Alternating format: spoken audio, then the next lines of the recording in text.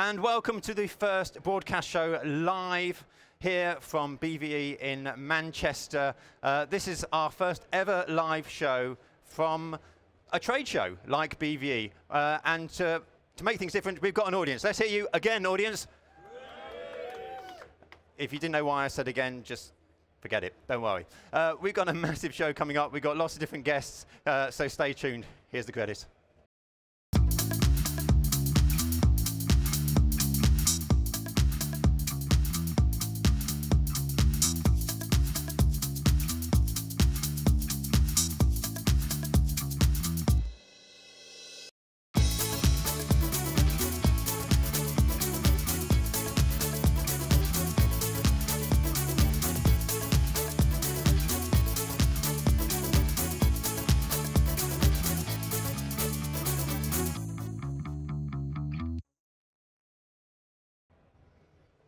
Here we are as we fly in with the Polecam. As you can see, we've got a nice corner plot here at BVE North. And you can see our audience. You can see our Autocue system, which we're using to doing all the switching. There you go, look at that. Oh, he's even combed his hair. There's Neil. Hi, say hi, Neil. As we go through, here's myself. You can see we've tried to replicate the set as much as possible. See if you can spot the difference. So today we've got a number of guests, and starting we have Jonathan Burrows here. Hello, Jonathan. Hello there, John. Pleasure to be here. Now you're from Shure Distribution. I am indeed, yes. And you know a little bit about the sort of sound systems that we're using here. Absolutely. Kindly provided by yourself. You're very welcome. But today we're going to talk microphones. We are indeed. I think there's a lot of people at the show. Maybe audio is something new to them. They're used to doing the video side. So here to help and just give some tips. Yep. Now, not that we weren't prepared, but we did ask people some questions, okay? And I noticed that, you know, some of them I recognize a style of mic, so you're pretty much traditional looking mics. Some of them are slightly different.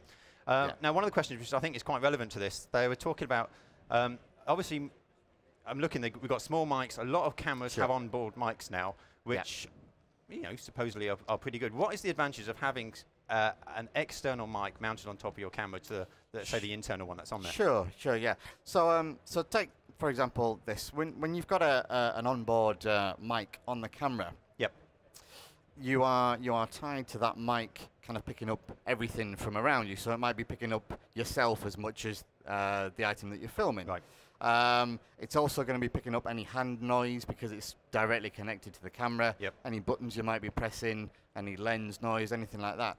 So what you really ideally want to do is decouple that from the camera that you're holding. So if you can see on this one, that's kind of on a shock mount there, which is held in place. So basically the mic is floating in midair, and it's not picking up any kind of noise and vibration from your directly self. So so that's really the advantage of using a separate mic. You can also go a step further and take it off the camera completely and maybe put it nearer to the source that you're actually filming. Right, which probably answers Alex's question. Is he said he's using a DSLR to film video, but the traditional shotgun mics, they're too big. Sure. So how can you use those with something like a, you know, so a DSLR? yeah, Which a lot of people are using. So take a traditional shotgun mic. That's kind of there. On a DSLR, it's going to be a little bit too big and maybe get in the way of what have you. So just going back to the Video Mic Pro from Rode. Again, that's just in proportion with the camera. It's going to be nicely out of the way. So it's not going to cause any interference. Nice and light. It's about 3 ounces there. So it's just, you know, it's nice and discreet. Gotcha. While we're on to these small shotgun mics, we had a guy called Steve come up, and surprisingly he doesn't know the answer to this, but what's the difference between mono and stereo mic? I'm assuming he knows what the difference between mono and stereo is, but as far as... well, no, actually, we get this asked a lot. We're on the stand over there at the show, and we do get asked this quite a lot. I think the first thing to bear in mind is that one isn't better than the other. It's just purely for the purpose that you're going to be using it for. That's what you choose. So a mono mic looks something like that. So it's kind of a shotgun mic. Very directional, so wherever you're pointing the camera, that's picking up the sound, and it's actually rejecting sound from the sides and from the back. So if you're maybe doing an interview or you're picking up a certain source, that's really a thing you want to do. If it's more of a stationary camera and you want to pick up a whole kind of field of sound, then that's when to use a stereo mic, and it's actually 2 capsules kind of looking like that. Yep. So it's picking up the whole field of sound. So maybe a performance or an interview from outside, you know, something like that. And so it's just it depends on the purpose, really. And you mentioned the word outside, which is a beautiful segue into the next question from Patrick. And we've just lost my mic. Are we okay? Good. I seem to have gone very quiet. So Patrick has asked if he's doing outdoor filming, he suffers wind noise. Yeah. Now we've seen there's various solutions. You've got a few here. Yeah. What have we got and what's the difference? Okay, so on the DSLR kind of video mics, they all come with a natural foam kind of protection there to reduce the wind noise. There's kind of more you can do. For example, the shotgun mics, again, come with the same thing. So that would pop on there like that, and that's going to reduce a certain amount of the wind noise. Yep. It's still quite discreet, so it's not too big. If you do need to kind of reduce that more, there's what Rode call a dead cat there. That can kind of I'm going to ask you, do you know why they call it a dead cat? Because I have no idea. Other than the fact they probably look a little bit. I would say squirrel, but, you know, maybe cat squirrel. There's a whole family. I think it's the Australian kind of sense of humour. So there's a dead kitten, a dead cat, a dead wombat in the whole kind of range. So you can add that on top of the foam, and that's going to be more protection against the wind. Going a little step further, you've probably seen these for journalists and things like that. That's kind of a combination of both, really. That's a foam inside and a kind of a furry on the outside there. And then in kind of real extreme environments, here's one I prepared earlier. That's the blimp. So that's the dead wombat on top of there. And that's a fully encapsulated kind of cover. So there's no wind noise going to get in from the back or the side or anything like that. And really, in the extremes, that's what you need. Right, I'm going to ask, does anybody have a question while we've got on here about these type of mics? If not, I have one, but I'm just going to throw it out there. No, I'm going to ask one. Okay. What's the deal with length? Because you've got some, I presume. Yeah, absolutely. I've looked past your stand and you've got some long microphones. We have got some long microphones. The length is all for the mono microphones, so the shotgun microphones. Generally, the longer the barrel, the more concentrated area that is that you're picking up. Okay. So in an environment like this, if you're out there kind of trying to record our kind of vocal here, you want to be concentrated on one area and not really picking up the ambient noise. Yep. So the longer the barrel, then the more focused over a longer area that is. So it's not actually picking up from a further distance. Yep. It's just more focused over a further distance. Gotcha. I now understand. Okay, last question then. We got from Juliet. What a lovely name. High-pass filters. I'm an audio guy. I can answer this one, but I'm going to let you do it. Go for it. Right, okay. High-pass filters. On all the Rode microphones here, we've got what's called a high-pass filter. And that generally lets through the higher frequencies. Yep. So that lets them through and cuts off the really low frequencies. So, for example, if you're filming by a road and you got that low kind of rumble from the road noise, you can flick the high-pass filter on. All the normal frequencies that you want to hear, they're still going to be there, but all that low kind of rumble, that's going to be taken out before it gets to the recording. Just saves time on editing and things like that. Brilliant. Thank you very much. You're very, very welcome. Right, Jonathan, you are currently based here somewhere. Which stand are you on? E17. E17. Now, Source Distribution, obviously they do the mics, but the audio kit that we're using, which is this Presonus kit here, which is all the iPad control. Again, you can have a look at, if you want to know more about how we're doing it, go and have a look at their stand, which is literally just over there. Just around the corner, absolutely. And find out more about that. In the meantime, Jonathan, thank you very much for coming on. You're very welcome. I now know what a short and long microphone is all about. That is brilliant. Thank you very much. You're very welcome. I'm going to mute you off, and I am going to get up and find my other mic, because we're going to go and chat. Ugh. You should still have me. Oh, you do? Okay. I'm going to go and chat with this man. I'm walking to you. I'm going to come to you. Because I want to look at this thing out here. And we're just going to get this guy to turn around. Come on. Okie dokie. Go on, let's do this. All right. Off you go, Steve. Yep. Now we got him. Here we go. Look, we've even got a Polecam looking down at us. So, if you don't know, this is Steffan from Polecam. And what have we got? I'm assuming I'm in shot. Here we go. if people don't know, Steffan, I'm going to ask you. And we do have the Polecam up here, which is looking beautifully down on us, because that's lovely and set up. There we go. Hello there. There's your red light. And there's a red light. Yeah, it's a television. It's good, isn't it? So tell us a little bit about the Polecam system that we've got here. I know a little bit about it. We've used it. I've talked a number of times over the years about this, but this is an ideal opportunity to display, one of Polecam's unique attributes, which is its rapid deployment, but real low profile. So you've got a tiny little studio here. We've got so much equipment in the way. A very thin boom, no stabilizer stanchions, a lovely, neat, compact head, and is allowing us to fly over the audience. And if we're going to bang somebody on the head, they're not going to wake up in hospital. They're going to maybe be a bit rude to me, but that's beside the point. And we can fly in and out and give these great shots to add increased production value to what you're doing here. So, I mean, as you say, we've got a small studio here with an awful lot of kit on it. And, I mean, give us an example of the sort of moves that you can do, because we can do this, because we're linked up, aren't we? Well, one of the other things that makes it really quite different is that nearly every crane that everybody sees is driven from the back here. Yeah. So in a crowded environment like this, the killing zone or the footprint that the crane requires is really quite large. Yeah. Whereas what's uniquely different about the Polecam is it's driven from alongside here. So the area that I need to work in is dramatically reduced. It's a balanced system. It's carbon fiber. It does all the work for you. So all I'm going to use is my fingers to literally guide the boom up and down. And then with the joystick, I've got the ability to move the head around. So we can turn, look onto, there's Simon and the set. We can come back to us again. And as you can see, the quality of the movement is really very, very neat and smooth. We can drop right down, nice and low, and we can come up again and look nicely down on the whole thing. And what makes it even more unique is, watch this, I can just pick this whole thing up. Yeah. This is a tripod, a dolly, I don't know, an 8-foot crane. Yeah. So easy to use, so easy to move. And, we say that we can make things idiot-proof, but we can't make them cameraman-proof. But it really is so easy to use. Yeah. There's a cameraman I know called John Pratchett. Even he has just taken hold of one of these, built it himself, and run with it so easily. You are a classic example of how easy this is. You looked at it, you refused to look at the instruction manual, but you built it, and you got some shots straight away. That's the beauty of it. It is so straightforward, so intuitive, and so easy. And yeah, I agree. We set it up, and my 12-year-old son actually went and did some great shots with it.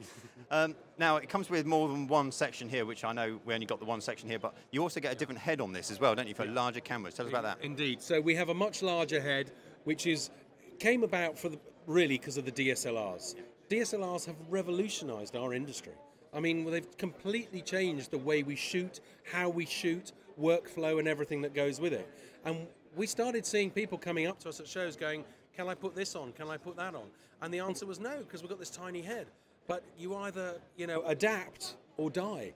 And that's what we've done.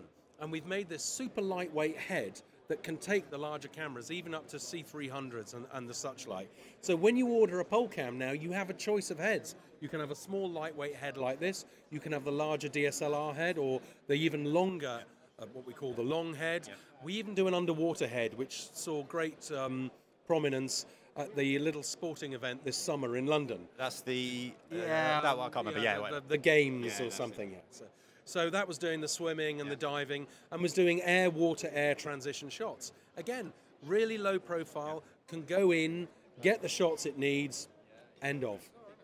Steffan, that's great. Now you're with us for the duration of the show here, I am indeed, and so people can come and see it, and of course have a play with your Polecam. And they can also see one at hireacamera.com. There's a Polecam over there showing off the DSLR capabilities of it as well. That's great, Steffan. Now I think you're coming on tomorrow to talk about the camera side of things up the other end, so I'll look forward to seeing you then. In the meantime, thank you very much, Steffan. Thank you very much. We found here. Here we go.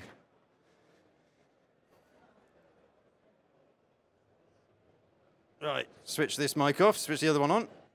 That's me. Okay, so you should still hear me. Yay. Can you get me? I can even get you. 1, 2, there you go. Yeah. Hey. So, before I start talking to our next guest, I just want to point out, if any of you've watched the show before, we've been doing some tests on a PELI K1600. Needless to say, we did another one. It's a two-parter special, and first part will be shown momentarily after we've spoken to a few more guests. Definitely worth hanging around for that one. So those of you online, keep track of what we're doing, because it's going to be a spectacular one. Now, I'm using a wireless system, and if you don't know, there's a certain law change that's coming up. We've got Tuomo here from Shure Distribution. That's right. Welcome. Thank you very much. I would love you to tell me about what's happening regarding the wireless spectrum. As I'm a channel 69 user, as a lot of people are. Things are changing at the end of the year. Absolutely. Could you give us a little insight into what's happening, and what's the big deal to us? Well, there's a lot that's happening, and I think to try and really narrow it down, we've just reached the end of the analog to digital television switchover, and the government process, which is called the Digital Dividend Review, deals with what happens to the spectrum once it's no longer being used. So the concept is analog television was shut off, nobody's using the spectrum. Of course, that couldn't be further from the truth. Radio mics or PMSE, program making and special events equipment, has used the spectrum for a very, very long time. Channel 69 naturally falls into this same block of spectrum. And it's been interesting recently, the whole 4G discussions now finally appeared into the news. So we've always known that the spectrum would be reallocated towards mobile broadband, and now we're really starting to see it happening. And it's quite simple. Why does it affect radio mic users? Well, the spectrum we typically operate in, and you rightly mentioned Channel 69, is going away. We can use it until December 31st this year. After that, we need to vacate these bands. So, come December the 31st, assuming that people have got Channel 69 kit and they're still using it, what's going to happen to them? Is it literally just physically not going to work? Is it? Well, no, I mean, it's not magically that the power switch isn't going to work, but you can certainly expect significantly increased levels of interference because you're going to have these 4G signals nationwide. But probably more importantly, besides the interference, it will be illegal to utilize that spectrum. We no longer are permitted to use short-range devices such as radio mics in Channel 69, or for that matter, 792, 862. So we have to move. It will be illegal to use that part of spectrum. So Channel 38 is what we need to move to. Yeah, it's an option. It's an option. While we're talking about options, what are the options to people who need to move? It really depends on what sort of work you do and how many channels of wireless you're using. Channel 38 is the official government replacement for Channel 69. So the beauty of Channel 69 was, if you were a roaming user and an ENG news crew, for example, you could have a single Channel 69 license run up to, probably kind of depending on how efficient your product was, but probably around 8 channels of wireless, utilize it anywhere across the UK at any time.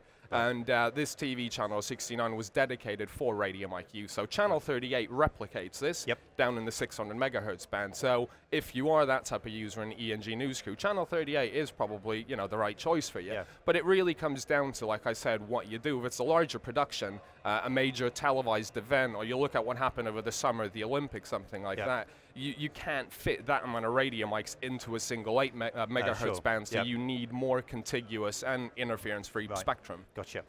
So if you've got a Channel 69 piece of kit at the moment, hopefully you were licensed, and there was, I would hope so. At one point, there was a government buyback scheme, which I believe is ended now, hasn't it? Yeah, there was a government sort of compensation package that was administered by a company called Equinity. That was towards the back end of last year, but the claiming period for that is since shut down. So already. if you've still got that, the only options are Channel 70 for the moment, but is there not? Sure. Channel 70, or to be more precise, 863 to 865 megahertz, is what's called European deregulated spectrum. It's 2 megahertz wide. It sits at the beginning of TV channel 70, and the definition itself in terms of deregulated, depicts exactly what it is. There is no regulation of this use of spectrum, so it isn't just radio mics. This is things like baby monitors, consumer earphones, and the like. So the use of that, even before what's going on, was congested. It'll only become even more congested. But we also have to look at what the neighbors for this 863 to 865, and that's going to be 4G. Right. So, you know, we've already seen statements made by the government, and it's been, you know, publicly available that 4G could even affect digital television services. Sure. So what's going to happen to the poor little radio mic, you know, transmitting at 10 mil, sitting right next to these high power, you know, mobile stations? I don't think it's going to be a particularly bright future for 860 to 865. No, but nonetheless, it is available. It is available if they need to. Yeah.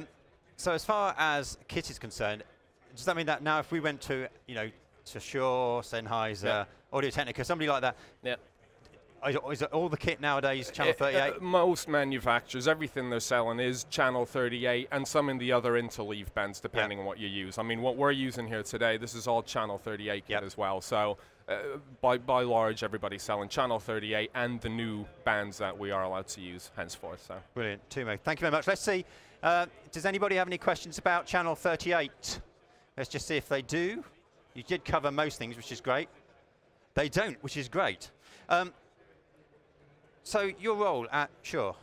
I look after our applications and product planning department, but I'm also on the steering committee for BERG, the British Entertainment Industry Radio Group. Right. And this is where a lot of my involvement with Ofcom and MPs and so on comes from. And we're a non-profit organisation. We lobby the government and try and get them aware of how all these changes affect PMSE users around the UK. And I think it's important to remember, while channel 38 is now available and we can use it, and it seems that, you know, I suppose we've kind of reached an end of, you know, a portion of this, an end of a chapter. Things are by no means over. You know, there's a lot of other stuff happening. The demand for UHF spectrum is only increasing. There's already talk of another digital dividend on a European level. So we've barely ended the first stage, and the mobile operators are already asking for more spectrum. On top of that, there's the white space devices consultation going on. So the demand for UHF spectrum is only going to increase. So I suppose what I'd ask is people get more involved with this, get on the lists of Ofcom for the updates. The more people that our industry is seen to be aware and concerned about these issues, the better it is going to be for us. So. Brilliant. And they could find that information out on, is that the Ofcom website? Sure, it might be a little difficult to find it. But BERG is a good place to go, so that's beirg.co.uk.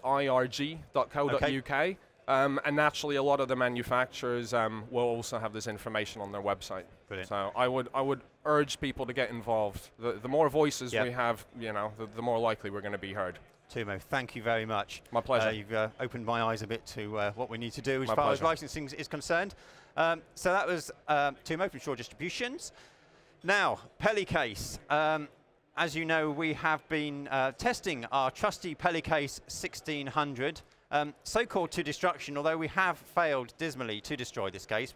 We've shot it, we've dragged it through water, we've thrown it off buildings, we've sunk it, and yet it carries on going. So we thought we'd step up the game a little bit, and we've done this in a two-parter. This was quite a big exercise on our part, so have a look at part one. In our quest for knowledge here at Broadcast Show, we've asked the question, what does it take to destroy a PELI case?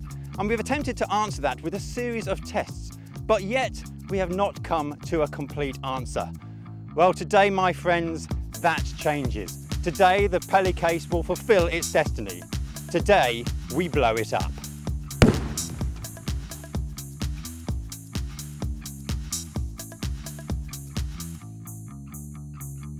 So in an attempt to catch every angle of this explosion, we've got Rob here from Sky Power.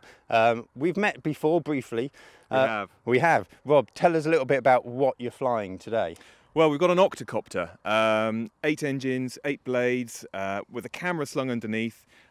This is great. We can get some really good dynamic shots with it. We can get a little bit higher, get a good perspective down on hopefully the PELI case holding together. So yes, that's why we're here. Brilliant, Rob. Thank you very much. We look forward to seeing the footage from it. Excellent. Brilliant. So at the opposite end of the spectrum to the Opticopter, we've got this, our trusty little Fostex unit that we're going to put an iPhone in. Normally when you blow things up, you want to get as many angles as possible, so, well, we had it, so we're going to use it. I'll give you a little walk through what else we've got here. Here we have my trusty AF101. We've got a quite a big zoom lens on this, so this is getting us a very close shot of the case. And as we walk round, we haven't positioned everything yet, but I'll show you roughly the sort of kit that we're using. GoPros, of course, wouldn't be a effect shoot without some kind of GoPro on the job. Over here, we have a JVC 750 operated by our gun-toting Matt here, who's filming Simon, filming him, who's filming Simon, filming him. We'll come and talk to Richard in a minute, who is operating a Polecam with an FS 700, and he's going to be getting us our super slow-mo shots. We have a couple of 7Ds. No, we don't. We have a couple of 5Ds. One here, and this is a 5D. Looks like this is a 20D. I think that's probably just doing some stills. So that's going to be here. Over here, just because we can, we've got a little Toshiba mini cam, the sort of thing that you would put on the end of a Polecam, with a super wide angle on it. That's hopefully going to get us a wide shot of the case as it goes up in the air. We'll see what that brings. And finally, on the actual PELI case itself, we have another Marta GoPro, which if it survives will give us an interesting shot. And cunningly hidden in the back, just over there to the right, we have another GoPro. So with all these angles, we hope that we're going to get something quite spectacular when this thing goes up. Let's go talk to Richard. With me is Richard Hookins. Now, Richard is our Polecam operator, and if you don't know about a Polecam, then you haven't watched enough broadcast shows, and go and look it up. Richard, what are we shooting on today? So today we're using the long head, the new long head, so it's capable of taking the heavier cameras like the FS 700, C300 and the 5D and other DSLRs. It can take a payload of about 4 kilos and the setup time is exactly the same, so nothing's changed. It's just as portable, just as versatile. Today we're using the FS 700, so we're hoping just to get some elevation, so no crazy moves, but just a nice high angle shot at 400 frames a second. Richard, brilliant. We will look forward to seeing the footage on it. Cheers, mate. Thank you. Cheers. So talented as we are here at Broadcast Show, one thing we don't like to play with is things that go bang. So we brought in an expert with us. Hiya, Tim. Hi. Now, you're not just like the local guy around the corner who knows a bit about explosive. You worked on a few films in your time. Tell us a bit about what you've been doing. Well, I've done 3 of the Bond films. Yeah. I was the pyrotechnic engineer on the Captain Corelli's Mandolin, in charge of all the explosives on that. I've worked on 27 feature films and have learnt quite a lot throughout the years. Military background, and it's come to this now. Come to blowing up a PELI case. A PELI case. Yes. Yeah. So, as you say, you're used to things that go bang. Do you want to show us what's under this case? Yes, of course. We have a steel mortar pot, which allows the direction of the blast not to go sideways, but to come, the direction will be coming straight up in the air. We have a black powder lifting charge, and we also have a flash pot that will create white smoke and a red flash. So we're not just talking about something that's going to go pop and a little bit of flash and bang, but we're talking about something that's got some actual force coming up on it. Exactly, yes, yes. Well, I'm going to look forward to this one. Thanks very much, Tim. Let's put the case back and give it a go. Okay. Okay, so as you will see, we are using the case that we shot at in the previous test. It's still a substantial working case, so we thought we'd give it a go. What we do know, of course, it has a broken lock on the side, which came from when we dragged it through the water, and a little bit of a bent hinge. But other than that, this is a perfectly working case, so we're going to use this one. We have, of course, put something in it. Let me open. There you can see the GoPro on the top. We'll see if that survives. And it's exactly the same case that we shot at. And inside we have the, you can still see a little bit of debris from when we shot. We've got the trusty wine glass, which survived the shooting. We've replaced the apple with an egg. I've been assured that this is from a local chicken, which is wandering around and is whole and not hard boiled. So we'll leave that in there and just see how well this case will do. We'll put this back, close it up, give this a good close here. There we go. And here's the cable to detonate the explosives underneath. I say let's give it a go. Right, we're stopping it there. Let me just mute that off. It's exciting. Okay. So, we will be showing the next part tomorrow. However, if you are here, after we've finished going live, we'll show it here. Okay? So, so if you want to find out what happens to that PELI case, those of you who are here, hang around. It's worth watching. I can tell you that. Those of you who are watching online, make sure you tune in tomorrow and see what happens to our PELI case 1600. You'll just find it amazing what happens. It was the best one yet, let's put it that way. Okay, moving on from our trusty PELI case. As you can see, we are joined by our next guest, which is Jonathan Harrison. Good Thank to see you. Pleasure. Now, for those who don't know, you are a DOP. I'm a DOP, yep. And you know a little bit about lighting, shall we say? Yeah, about 30 years worth. Yeah, about. Yeah. So a lot of mistakes. always the best way to learn, isn't Indeed, it? yeah. So, Jonathan, tell us a little bit about. Obviously, you're using lights all the time. Yep. You've been using it for, say, 30, 35 years. Yep. How have things progressed, and what's happening now in the sort of lighting industry as far as lighting? The lighting industry has moved on a lot, and there's an awful lot of emerging technologies. Yep. LED, remote phosphor, plasma, and fluorescent's been around obviously for a long time. Yep. And we're mixing and matching an awful lot of products nowadays. Yep. One of our situations is the environment. We are being pushed to try and save the planet. Yep. And use emerging technologies that are supposedly more efficient. So people are being asked to change the technologies from what is seen as old, inefficient, incandescent lighting to emerging technologies. In fact, what is lighting us at the moment is the Kino Flo Celebs, which is in color correct LED source. Yep.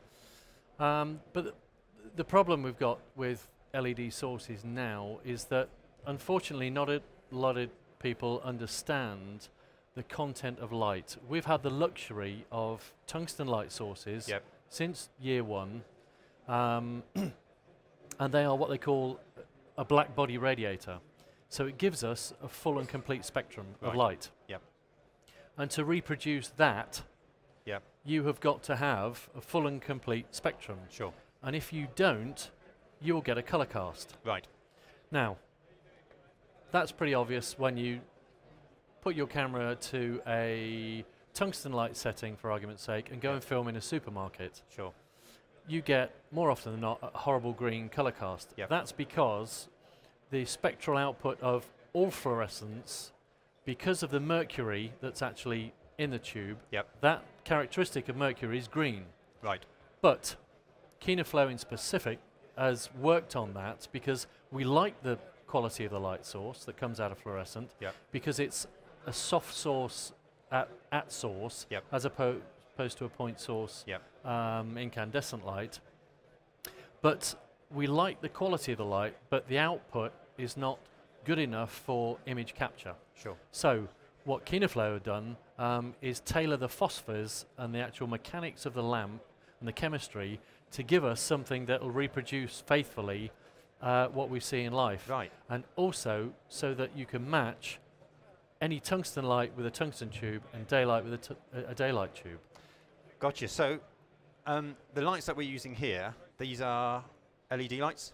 Well, mixture actually. Mixture. We've got Kino Flo daylight parasite fluorescence at the back, and at the front here we've got 3 Celeb 200 set on daylight. Right. Now, obviously we saw these set up, we're quite impressed with them, but people are going to say, but I can go and get a Chinese knockoff LED light. Yeah, you certainly Isn't can. a white LED light a white LED light? Oh, absolutely. Yes. Are we? No, it's not. Right. No, it's not. The problem with LED light sources is that they are not a continuous spectrum. Right. And they have a specific characteristic. And one of the problems of them is that there is only one thing that I'm interested in on one level as an image maker. Yeah. And one color around us matters more than anything. Right. And that is the color of your skin. Yeah. I don't care what colour your shirt is or what colour the background is. Yep. But if your skin is not correct, that's what all cameras are set up to capture, and you want to see as well. Gotcha. You know when somebody is not well. Yes. Like there's a few people this morning from a certain lighting company that looked a little bit rough this morning. I wonder why. Anyway, we won't mention white don't light. go to that. Sorry. Anyway, cut a long story short, that spectrum determines what you can reproduce. Right. If the spectrum isn't in that lamp, you cannot reproduce that colour. Gotcha. Post-production won't do it for you. Yep. And the difficulty is there's a lot of Chinese-produced products that they're interested in illumination but not image capture. Right. Okay. And one of the biggest problems with an LED is that there is a dip, a significant dip, in saturated reds. Right. What your average eye might see as red is probably magenta. Right. And there are a few products on the market, not to knock them, but you can find out yourself. You just have to go on the internet and see all the blogs. That people have problems because you have to put plus green, minus green in to correct them. Gotcha. And so consequently, we've got a light source that is not calibrated in any way to give us some idea of its quality. Whereas a tungsten light source you can rely on, daylight outside you can rely on, but apart from Kino Flo fluorescent sources, there's all the other non-continuous light sources. We're in trouble because we don't know what we're buying. Right. Even though they might say it's got CRI of 95, the CRI was originally set up for the human eye and works on actually 8 pastel shades. So colour saturation's got nothing to do with it. So you can actually have a fluorescent or an LED light source with a CRI of 90 for argument's sake, which in certain ways is good quality, but for image capture can be virtually down in the 50s. Right, so you're talking about CRI. Yeah. How if that's wasn't designed really for, say, video reproduction and everything, is that going to change? It is going to change. Combination of an amazing mad scientist who's absolutely brilliant, and he won't hit me for saying he's a mad scientist. He is. He's brilliant. A guy called Alan Roberts, along with the EBU, have been working on a system called the TLCI, which is the Television Lighting Consistency Index, because we need something that will give us an idea in terms of the light quality for image capture. Right. And the TLCI is what they are trying to promote to give all of us in image capture some idea of what's in these lights or not, as the case may be. And again, have it on a scale of 0 to 100, and sort of maybe 85 and above being the cream of the crop, to give you an idea so that when you shine it on there and you set your camera up accurately, that's what you get back. You will get that. You will see it, as opposed to any shades of grey or any colour casting in your grayscale. So do we know when this is likely to start happening? Well, it's kind of started rolling now. Alan Roberts this afternoon at 5 o'clock here is giving a talk about it. Right. I'm actually actively promoting it because I'm so frustrated with an awful lot of studios that I'm being asked to specify have got certain LED panels in it and products that are just panels with LEDs stuck all over them, some of them from really dubious sources, and having to change them. They can't understand why they can't get glossy images, and we all want to create glossy images. That's what we get paid for. And so what I'm trying to do is actually start the ball rolling with this, and some other people are as well, so that we can actually make this work in reality. Alan's promoting it, the EBU promoting it, and I think there's going to be something slightly larger promotion in the not too distant future. Brilliant, Jonathan. Thank you. If people want, are you around the show for the next couple of days? I'm around the show for the next couple of days. You're coming here tomorrow, actually, on the show here. Am I? I think you might be. You are now. I'll tell you about that in a minute. Checks in the post. Yeah. If people want to come and find you, where can they find you? I'll be either around the Canon stand or the Ch38 stand, and I'll be around to chat. So if they can see you, they can grab you. Yep, indeed, Brilliant. on my website, lightingmatters.tv. Jonathan, thank you. Pleasure. You'll see him wandering around, grab him, and what was it was at 5 o'clock this... 4 o'clock this afternoon for a lighting seminar. Yep. 5 o'clock with Alan Roberts to blow your brains out. Yep. Definitely worth going to have a look at that. Jonathan, thank you very much for coming on. That's enlightening, as they say. That's not me. Who's your script writer? I don't know. Who is a script writer? We are going to get our next guest sorted. He's currently standing in the wings now, and we'll drag Jonathan off. Thank you very much, Jonathan. It's much appreciated. Again, go up just over there. There'll be the seminar on lighting, and at 4 o'clock, go and have a look. Definitely worth it. And if you need to ask him any questions, grab him before he runs off, or if not, you'll find him, as he says, round at the Canon stand, and Ch38 stand, and things like that. He really does know his stuff when it comes to lighting. Right, come on, Mark, sit down. So, here we have Mark Brown sporting, what can I say, a rather impressive Mo for, what is the date today? It's November. It is November, and it's only the, what's the date? It's 13th. 13th, is that? It's not too bad. It's a bit embarrassing. 13 days growth. Yeah, yeah. That's pretty good I'm for a man of your tender years. Yeah. So this is Mark from Editor's Keys.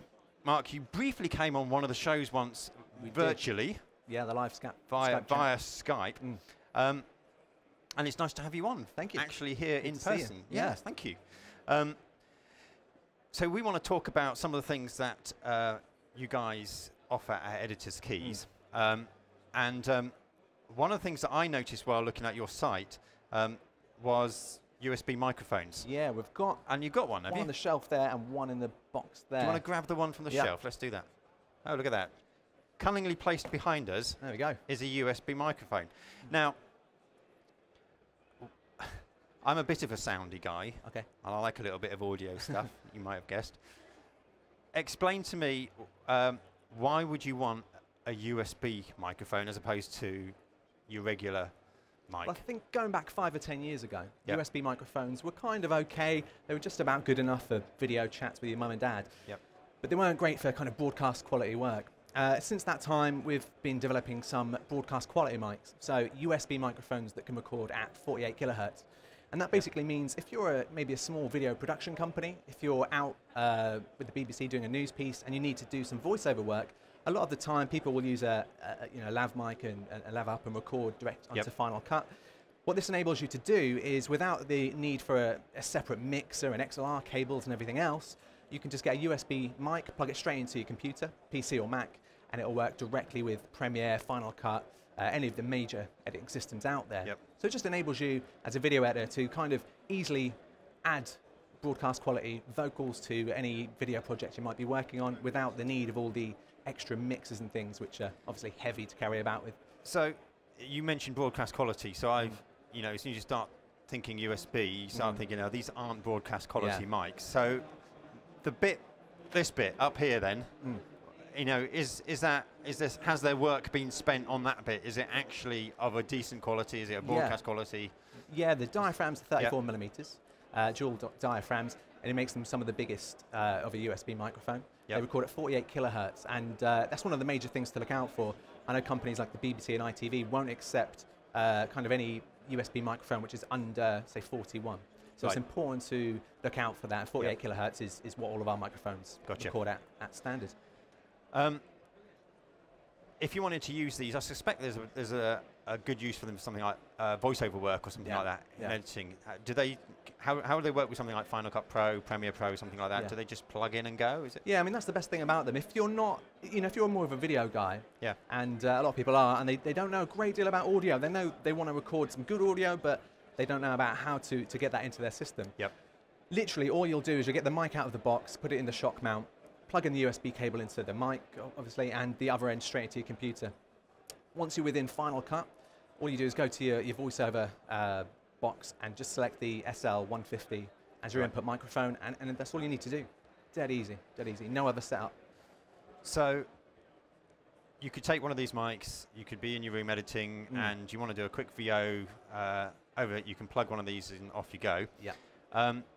If, like a lot of people, you are editing in a room that's, let's say, is not the best treated audio-wise room, and a lot of them, obviously, they're just square boxes and things like that, aren't you just going to get a load of echoey, reverby-ness about it? Well, we do. What we've got down here is a portable vocal booth. Ah, I'm going to get that. You can sort your mic out while you're doing that. There we go. Oh, there we go. And so what we do, so yeah, if you're recording at home, obviously one of the big problems is that your room may give you bad acoustics. Yep. You're going to get loads of echo, reverb there that you're not going to want. So what we do two versions of this, and this is a portable vocal booth. Right. And it's essentially kind of a sound shield around your mic. So it does two things really. It stops external sound coming into your mic. Yep. So if you've got air conditioning, your computer, fans, which are often quite loud, yep. it stops those coming into your mic, and it also dries out the vocals as well. So you know, if you've ever tried to record vocals at home, you'll know you get that kind of horrible bedroomy bathroom sound of, you can tell where you're recording basically. Yeah. And this takes that out. It completely dries out your vocals, so it gives you the effect of kind of recording in a studio. Right, so it's very similar to if you had a full treated padded room. You would get that kind of dead sound, so all it's picking up is your voice and not the rest of the room around it. Definitely, definitely. I mean, of course, a fully treated studio is always going to be better, but this is just ideal if you're in a kind of a room which is kind of okay. Yep. Obviously, if you're standing with a window open next to the motorway, you're still going to pick up a little bit. But if you're in a standard room, windows closed, door closed, you're not going to pick up any kind of exterior noise. It does a great job at that. And again, for kind of home users, small production companies, we're finding we sell a lot of these to your kind of independent production companies that would otherwise go to a production house to record a voiceover. They can now do it, especially for kind of the trails and trailers. They can record that within their offices even, in a back room, which is great for them. Saves a lot of money. Excellent. Now, if you obviously, can you buy kits and things with everything you want? So you think, oh, I don't know what I need. I just want to be able to record a voiceover in my room. What do I need? Do you do sort of bundles and kits for these? Definitely, we do everything from the individual items. Yep. So if you've obviously got a mic, you can just use this with it.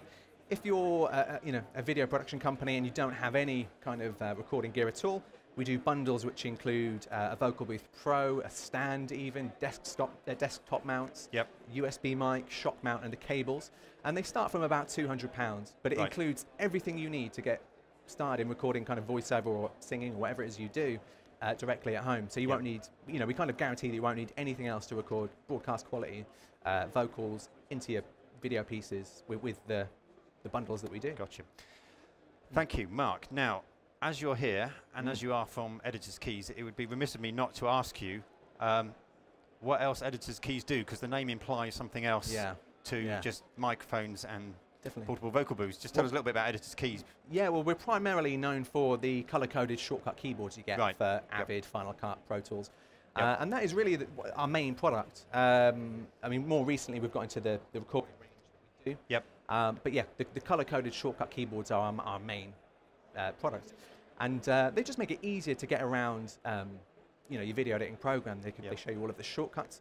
They're used by pretty much every major broadcast production company out there and studio. I mean, if you've ever been to a studio, you'll probably seen one laying there. But that is our main product that we do for Mac and PC. Excellent, Mark. Now, if they wanted to find out a bit more information, you haven't got a stand here this year. We haven't. I'm just browsing this year. You're just wandering around. Yeah. Obviously, people can grab you and ask you questions if they see you about what you produce. Definitely. Do you have a website? We do. The website is editorskeys.com, and you can tweet me any questions as well, which is at editorskeys as well. And you are very active on Twitter, I have noticed. Mark, thank you. That's really good. I'll have to have a closer look at that later. Pleasure. And thank you for coming on. Well, Mark Brown. Well, I'm going to have a look at that, because we do a little bit of our own sort of VO stuff, and it's sometimes nice, especially in the field, just to be able to use one of those mics and get a quick VO done for a client so they can see what something would sound like. Not necessarily my voice, because I can't speak properly or say my R's. We'll get somebody else in for that. Now, one thing that I do in my job is I do lots of live streaming. Not normally in front of the camera, as you can tell. I'm normally behind the camera. And and doing all the technical side. And you know, we have to stream through our hosting provider. One of them that we use, and what we're using today, is Stream UK. And we have Matthew Quinn. Hiya, Matthew. Pleased to meet you. This is the first time me and Matthew have ever met. Now, Matthew, I know a bit about Stream UK. I've used Stream UK for 10 years. Lots of people here won't know. So tell us, first of all, a bit about Stream UK and what it is that you do. Okay, so Stream UK. No. Hello. There we go. Okay.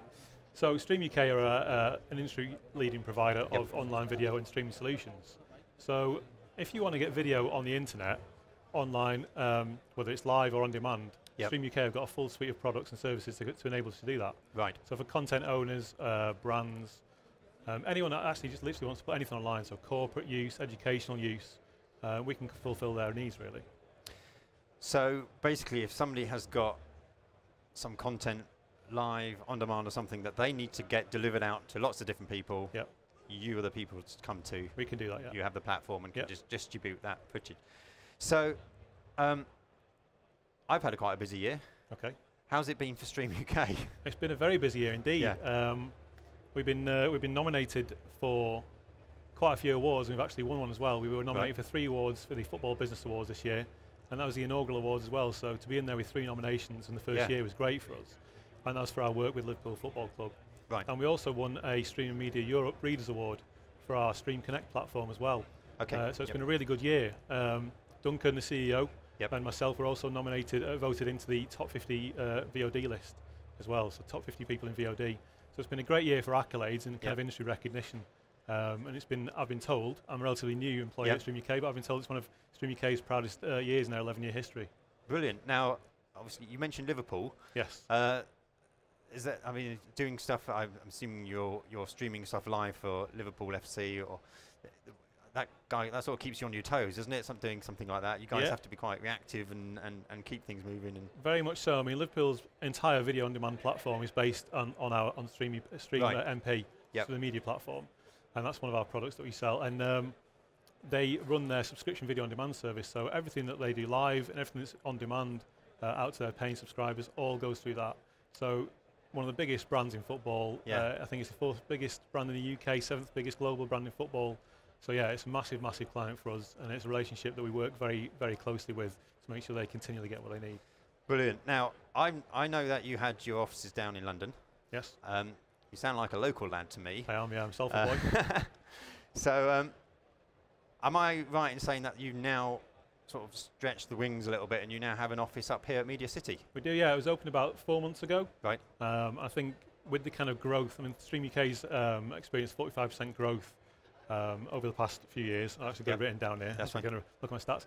And so it's inevitable for us to kind of move up here eventually to where the industry is heading towards. A lot of our clients have moved up here, and a lot of the kind of big names are also up there in MediaCity. Sure.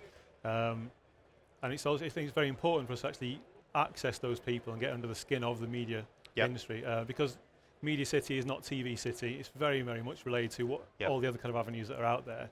And online video is the next way to for those people to reach the audiences they need to.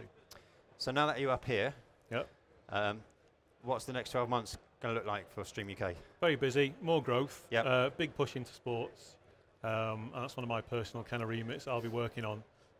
We've recently we got the deal for the Capital One Cup as well. Right. So working off the back of the successful success we've had with sports, and also the success we've given back to those people like Liverpool Football Club who've seen their online video offering thrive since our revamp over a year ago. We want to push that forwards and take it a bit further with more sporting organisations.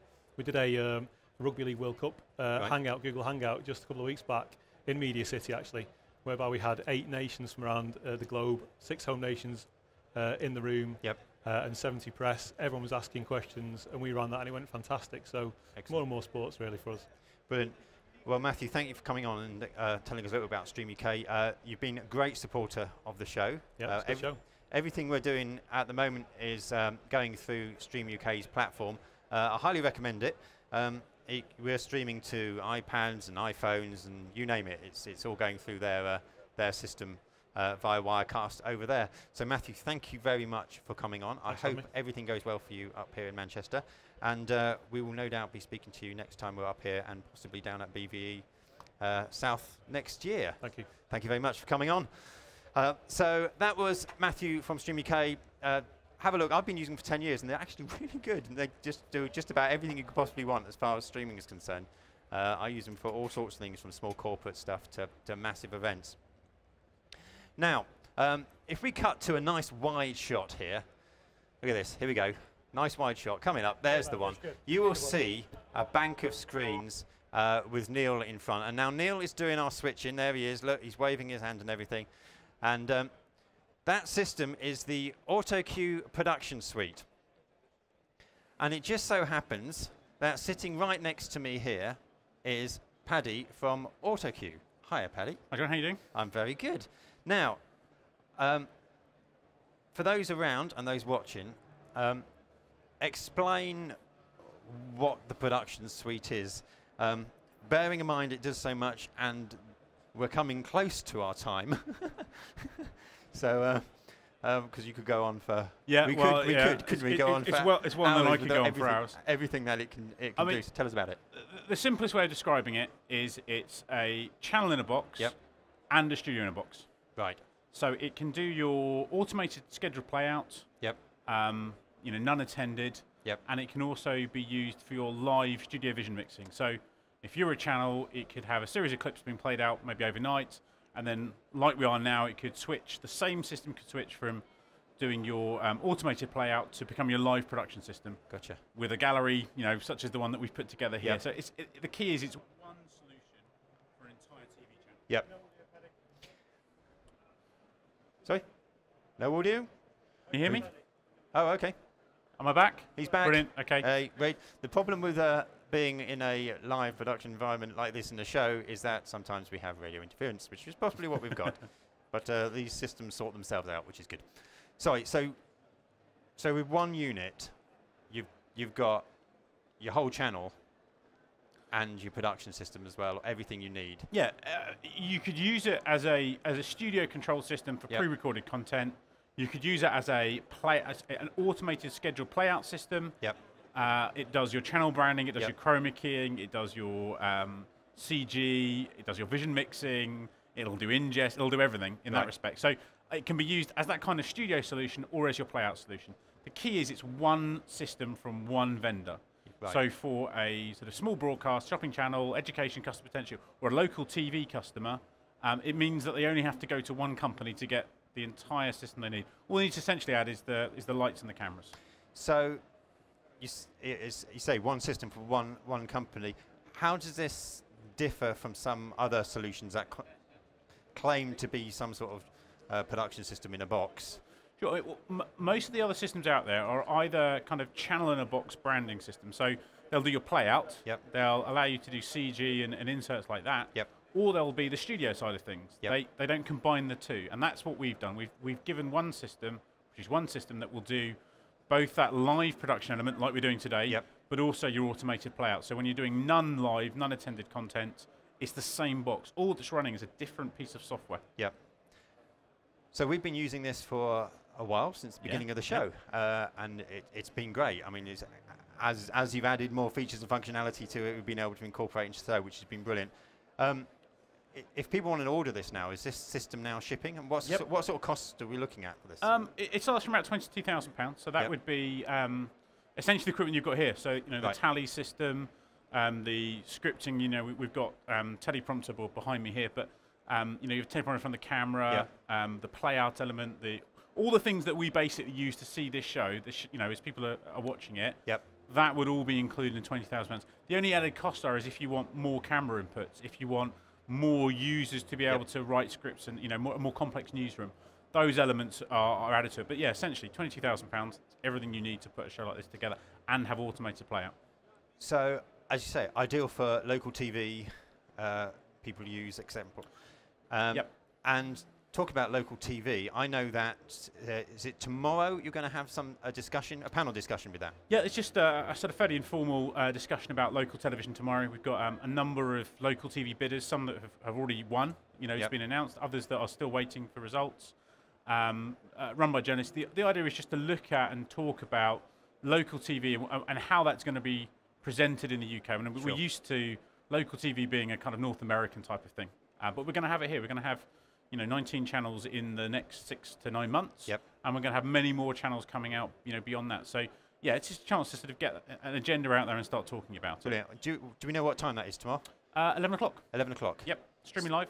Streaming live from here, 11 o'clock. Yep. Paddy, if people want, obviously, you're on the stand here for the next 2 days. Yep, absolutely. So they can obviously talk to you and Neil about the production suite system that we're running here. And if they're not here and they want to find out information, they need to go to your website, which is? www.autocue.com. And in fact, we've just, in the last few minutes, put the production suite on the website. This is the kind of the first time we've shown it in the UK, so it's on there now. And they can email sales@autocue.com or follow us on Twitter, which is @AutocueQTV. Brilliant. Paddy, thank you very much. Just going up, if you're around and you want to see it, it's an amazing system. What it can do is spectacular. We've been using it since the show started in July, and it's just been getting better and better, mostly thanks to that system, I can assure you. Well, we are coming to the end of the show. Just to remind those people watching online, the next part of the PELI Case Challenge will be shown on tomorrow's live show, which is again between 2 and 3. We have more guests coming tomorrow, and make sure you go to broadcastshow.com/live and watch that, which you already are because you're watching it now. You guys in the audience, when we have finished here, we will show you the second part of the PELI Case test.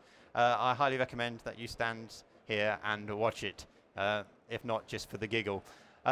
That's it for the first live show from BVE North. It went okay-ish, I reckon, apart from the fact that somebody muted our sound at the beginning. All went well. Enjoy the rest of the show if you're here. If you're not here and you're in Manchester area, make sure you come and see us tomorrow. We're going to be here all day tomorrow answering questions. You can come and have a look round. In the meantime, that's it for this show. We will see you tomorrow.